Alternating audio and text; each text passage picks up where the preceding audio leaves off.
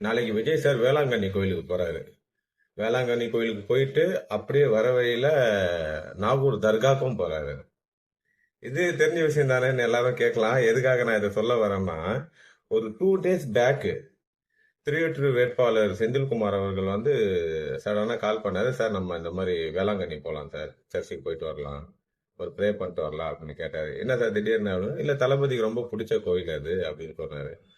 சரி okay sir போயிட்டு வரோம்னு சொல்லிட்டு வேளாங்கண்ணி சர்ச்சுக்கு ஒரு 2 days பேக் தான் நாங்கள் போனோம். அப்படியே போகும்போது பக்கத்தில் எட்டுக்குடி முருகர் கோவில். ஏன்னா டிவிகே கட்சி அப்படிங்கிறது வந்து மதசார்பற்ற கட்சி அப்படின்றது எல்லாருக்குமே தெரியும். அதனால அப்படியே வேளாங்கண்ணி சர்ச்சை முடிச்சுட்டு எட்டுக்குடி முருகர் கோயிலில் போயிட்டு காவடி தூக்குனாரு அவரு. அப்படியே அங்கிருந்து நாகூர் தர்காக்கும் அவர் போனாரு. ஸோ இப்படி ஒரு 2 நாளுக்கு முன்னாடி தான் இவ்வளவு நிகழ்வு வந்து அந்த கட்சியோட வேட்பாளர் ஒருத்தர் பண்றாரு. நாளைக்கு விஜய் சார் அதை பண்றாரு.